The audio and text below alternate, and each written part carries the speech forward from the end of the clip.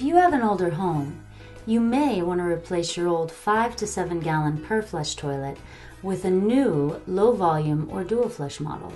Check out the many types of high efficiency toilets now available. Look for WaterSense labeled products for the most savings, like this dual flush toilet. This toilet doesn't flush 2 times. It actually has 2 different buttons, one for liquids and one for solids, and it uses 0.8 of a gallon or 1.6 gallons of water, depending on the flush. This single innovation, with its half flush and full flush technology, can reduce your water usage up to 67% when compared to a traditional toilet, as it uses just 1 to 3 gallons in a single flush. Investing in a low flow toilet could save 50 to 80 gallons of water a day.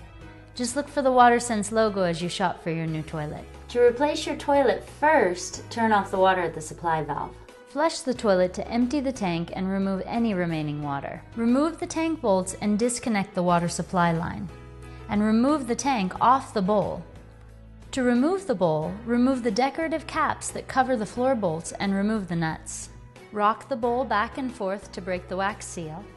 Remove any remaining wax and temporarily plug up the drain to keep sewer gas from drifting up into your home.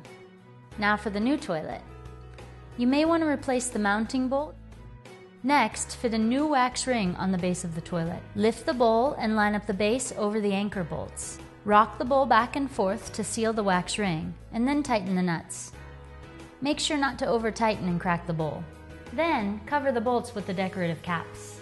To install the tank, guide the tank bolts through the holes. Tighten the bolts, reconnect the water supply. Caulk around the base, and you're done. For more tips on how to save water in and around the house, log on to our website and always look for the WaterSense label when you shop.